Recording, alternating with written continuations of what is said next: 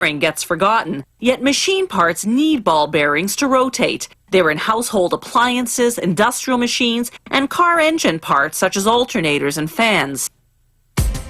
This is what's called a deep groove radial ball bearing. It has steel balls that move inside tracks called raceways.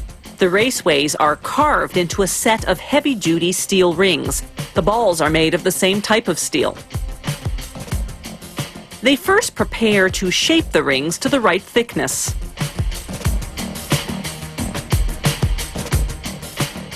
They insert the inner ring into the outer ring. The set then passes through a grinder that alters the width to the correct thickness. A gauge checks the width of each ring as it exits. Now they separate the inner and outer rings in order to grind their outer circumference on separate machines. The outer ring enters the grinder, which shapes its outer surface to a precise roundness and diameter. A water-based liquid keeps the ring from overheating, which would cause warping. The ring exits the grinder through a gauge that checks the diameter.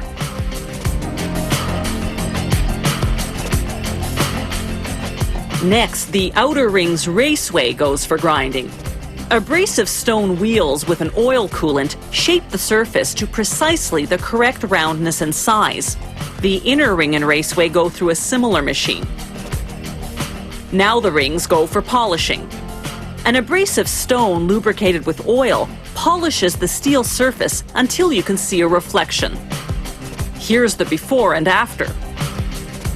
Next stop, washing. They coat the rings with thick oil and a fine stone grit. They clean the raceways with kerosene. Elsewhere in the plant, they classify the steel balls according to size. These balls started out as steel wire. A machine cut them into pieces, and a die punched them into rough balls. Those rough balls go into a grinder which removes the bumps.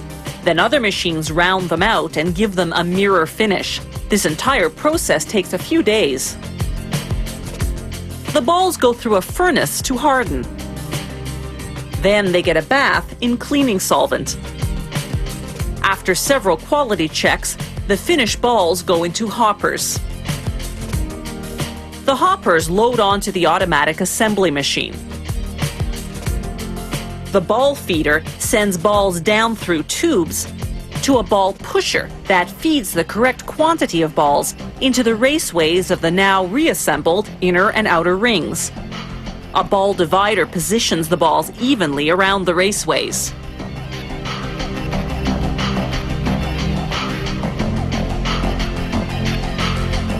Next comes the ball cage, a metal cage that retains the balls in position around the raceways. The first machine installs half of the cage, the half with rivet holes.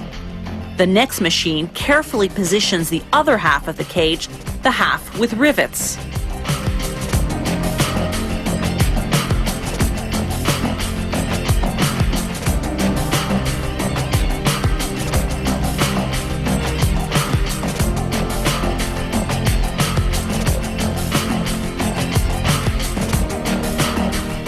The machine test spins the bearing, then rivets the two halves of the ball cage together.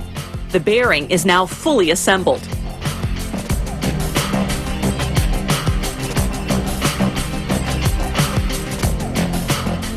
Now it goes into a solvent bath, then for a series of automated quality control tests. This noise vibration tester makes sure the ball bearing operates quietly.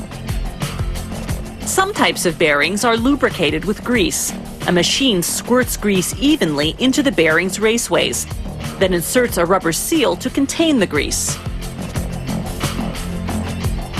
A final quality control test. An automated scale tosses out any bum bearings that aren't the required weight.